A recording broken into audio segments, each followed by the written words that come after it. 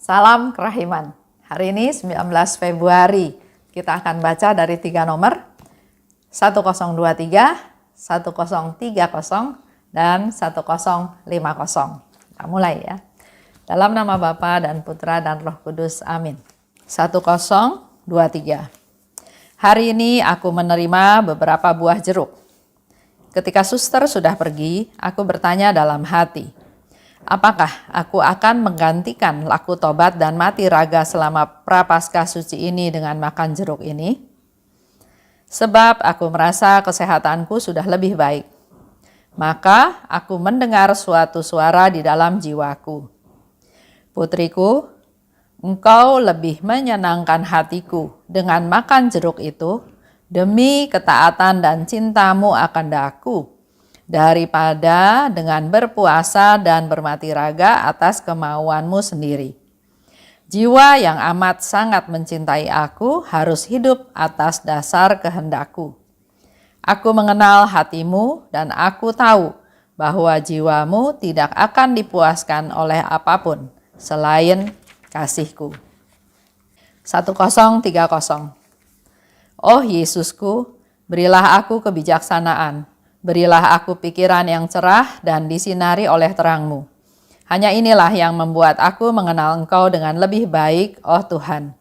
Karena semakin baik aku mengenal Engkau, semakin berkobar-kobarlah cintaku akan Dikau, satu-satunya sasaran cintaku. Dalam Engkau, jiwaku membenamkan diri. Dalam Engkau, hatiku terlebur. Aku tidak tahu bagaimana mencintai hanya dengan setengah-setengah. Yang aku tahu hanyalah mencintai dengan segenap kekuatanku dan dengan seluruh gairah hatiku.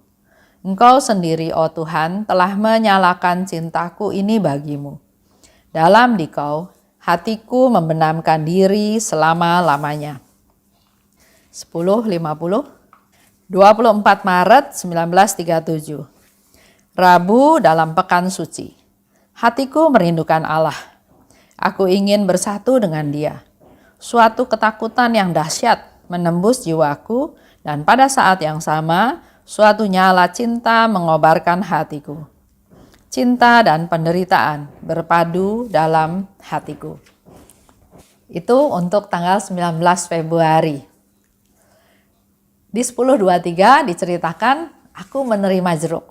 Jadi ini suatu cerita, suatu keadaan, situasi yang Suster Faustina sharingkan waktu dia ada di rumah sakit ya. Dia sakit, ya kita semua tahu ya, dia sakit TBC, dia sakit dan ada salah satu suster menjenguk dia dan membawa jeruk. Setelah suster itu pulang, Suster Faustina mulai berpikir, apakah jeruk yang dibawa oleh suster itu saya makan? Atau saya tetap melakukan mati raga, berpuasa,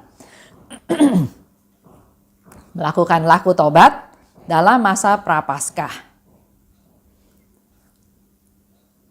Dia ada sesuatu pilihan ya, apa yang harus dia lakukan. Tapi dia di pihak lain dia merasa lebih sehat. Jadi dia pikir dia mau lakukan laku tobat dan mati raga aja, nggak makan jeruk tersebut. Tapi pada saat itu dia mendengar suara. Dikatakan, putriku, engkau lebih menyenangkan hatiku dengan makan jeruk itu demi ketaatan dan cintamu akan Daku. Kita lihat ya, menjadi sesuatu hal yang baru. Menurut saya juga, karena biasanya kita berpikir bahwa kalau kita mau mempersembahkan sesuatu, pasti Tuhan lebih senang kalau kita bermati raga, kalau kita berpuasa, kalau kita melakukan laku tobat dan hal-hal lain ya ke arah rohani. Puasa otomatis nggak makan. Tapi dalam hal ini, hari ini Yesus memberikan satu pencerahan buat kita semua yang dia senang bukan melakukan mati raga, puasa maunya sendiri, tapi Tuhan lebih senang kalau kita melakukannya demi ketaatan. Sehingga di sini dikatakan, engkau lebih menyenangkan aku dengan makan jeruk tersebut. Dengan kita makan, dengan posisinya Suster Faustina sedang sakit di rumah sakit, pasti dia juga harus memperhatikan keadaan jasmaninya. Dia harus sehat, dia harus kuat, dia harus sembuh supaya Tuhan bisa pakai untuk karya-karya Tuhan berikutnya. Jadi setiap orang juga harus bisa melihat kondisi masing-masing. Apalagi sekarang dalam masa pandemi ya. Yang satu-satunya tahu keadaan diri kita, kesehatan kita adalah hanya diri kita sendiri. Nggak bisa ikut-ikutan, nggak bisa orang itu puasa, saya juga puasa. Orang itu mati raga, saya juga mati raga. Kita lihat kemampuan diri kita masing-masing dan buat Tuhan yang lebih penting adalah ketaatan dan kesetiaan, bukan hal-hal yang secara fisik dilakukan.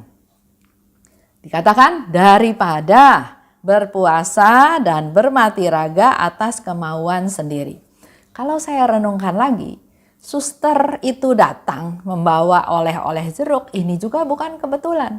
Ini juga sudah diatur oleh Tuhan sehingga dia datang membawa jeruk. Dan Yesus lebih senang kalau suster Faustina makan jeruk tersebut daripada melakukan mati raga hanya demi kemauan sendiri. Jiwa yang amat sangat mencintai aku, kata Tuhan, harus hidup atas dasar kehendakku. Untuk tahu kehendaknya Tuhan, maka kita harus lebih sering berkomunikasi dengan Tuhan. Untuk tahu apa yang Tuhan mau kita lakukan, ya kita harus bertanya. Kita betul-betul mengandalkan Tuhan. Jadi bukan melakukan sesuatu yang kita pikir Tuhan berkenan, terus setelah itu baru tanya. Enggak ya, tapi yang dilakukan adalah bertanya dulu pada Tuhan, mempersembahkan apa yang kita mau lakukan, yang kita rencanakan, dan kalau itu sesuai dengan kehendak Tuhan, maka itulah buktinya kita mencintai Dia dengan melakukan kehendaknya. Aku mengenal hatimu, dan aku tahu bahwa jiwamu tidak akan dipuaskan oleh apapun selain kasihku. Itu yang Yesus katakan pada suster Faustina. Dan kata-kata itu juga sekarang berarti untuk kita semua. Berlaku untuk kita semua.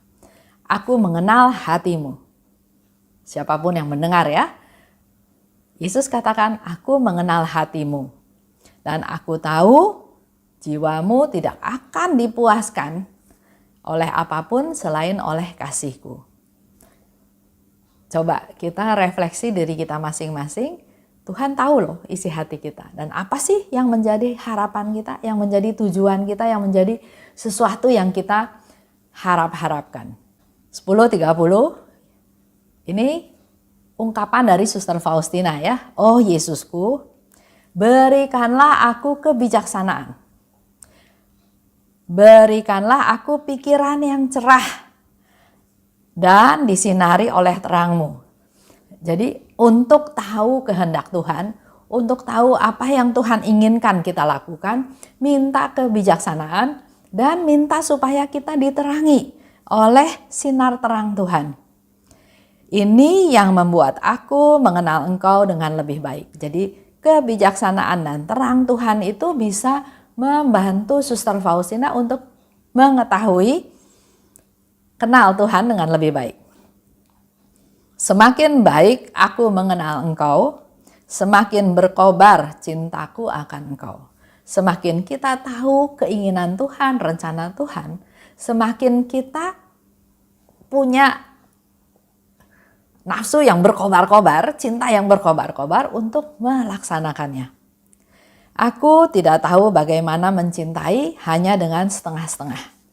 Nah, ini kita coba evaluasi dengan diri kita. Kalau kita mencintai setengah-setengah dan mencintai all out, pasti ada bedanya. Suster Faustina di sini katakan dia nggak tahu yang namanya mencintai setengah-setengah.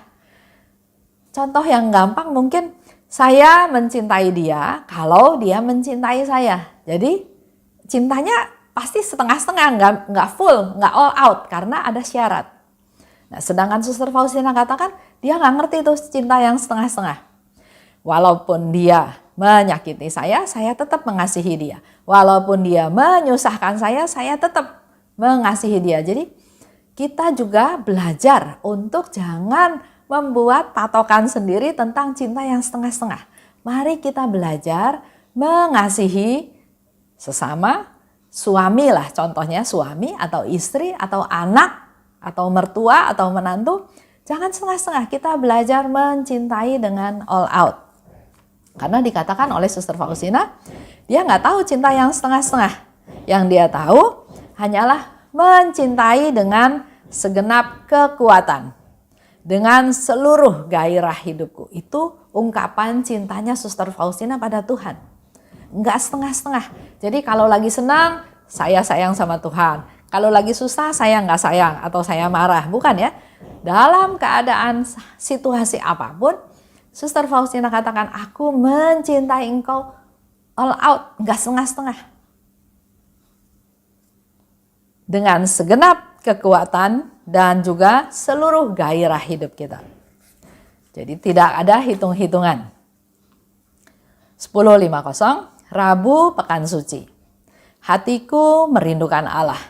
Aku ingin bersatu dengan Dia. Ada saat-saat di mana kerinduannya Suster Faustina itu luar biasa pada Tuhan, ya.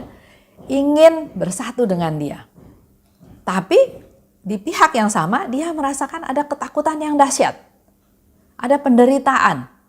Tapi pada saat yang sama dia juga merasakan nyala cinta.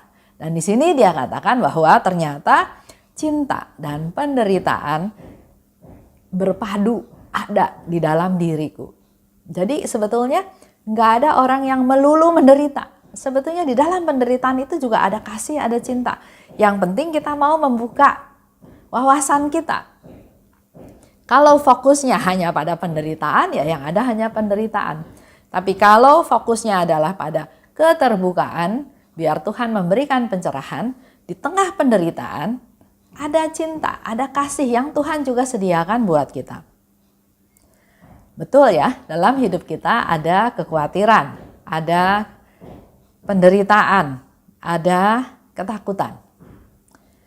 Tapi juga kita tahu kita punya cintanya Tuhan. Ada nyala cinta yang berkobar. Itu yang membuat, kalau baca diary yang lain, justru penderitaan itu menjadi kayu bakar buat Suster Faustina untuk supaya nyala cintanya kepada Tuhan makin besar.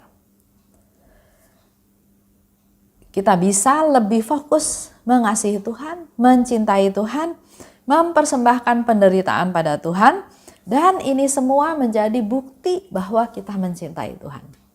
Cinta yang teruji. Di dalam kesusahan, di dalam penderitaan, maka cinta kita dimurnikan, diolah, teruji menjadi cinta yang murni kepada Tuhan. Itu aja untuk hari ini. Kita olah apa yang kita terima hari ini untuk mendidik kita untuk bisa semakin hari semakin mencintai Tuhan dengan hati yang murni. Dalam nama Bapa dan Putra dan Roh Kudus, amin. Oh luka kerahiman, oh hati Yesus, sembunyikanlah aku di dalam lubuk hatimu. Laksana satu tetes darahmu sendiri. Dan jangan biarkan aku terlepas dari situ selama-lamanya. Kurunglah aku di dalam lubuk hatimu, dan ajarlah aku mencintai Engkau. Tuhan, mampukan aku memahami sepenuhnya siapa dirimu. Bawalah aku masuk ke dalam rengkuhan mesra-Mu, sejauh itu dapat ditanggung oleh kodrat insani. Amin. Dalam nama Bapa dan Putra dan Roh Kudus, amin. Salam kerahiman.